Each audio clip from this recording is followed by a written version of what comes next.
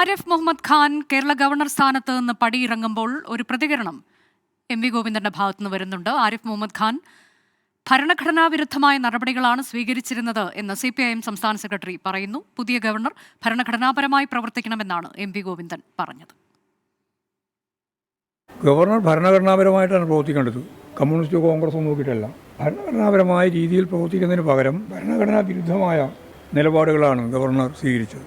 ഇതേവരെ കേട്ടുകേൾവിയില്ലാത്ത രീതിയിലുള്ള ഭരണഘടനാ വിരുദ്ധമായ സമീപനമാണ് ഗവർണർ സ്വീകരിച്ചിട്ടുള്ളത് എന്ന് അന്നും ഇന്നും നാളെയും നിലവിലുള്ള ഗവർണറെ സംബന്ധിച്ചിടത്തോളം പരാതി കേരളത്തിലുണ്ട്. അതിനെ വെള്ളപൂശാൻ വേണ്ടി മഹത്വവൽക്കരിക്കാൻ വേണ്ടിയുള്ള ശ്രമമാണ് ചില മാധ്യമങ്ങൾ നടത്തിയിട്ടുള്ളത്. അത് തികച്ചും കേരള വിരുദ്ധമായ സമീപനമാണ് എന്നാണ് എനിക്ക് പറയാനുള്ളത്. പുതിയ ഗവർണർ വന്നിരിക്കുന്നു. അപ്പോൾ BJP ആണ് നോമിനേറ്റ് ചെയ്യുന്നത്. പരമ്പരാഗത RSS BJP സംവിധാനത്തെ അടിസ്ഥാനപ്പെടുത്തിയിട്ടാണ് ഗവർണറെ തീരുമാനിക്കുന്നത്. അതുകൊണ്ട് വരുന്ന ഒരു ഗവർണറെ പറ്റി മുൻകൂട്ടി അദ്ദേഹം ഇങ്ങനെയായിരിക്കും അങ്ങനെയായിരിക്കും എന്നൊന്നും പറയാൻ ഞാൻ ഉദ്ദേശിക്കുന്നില്ല.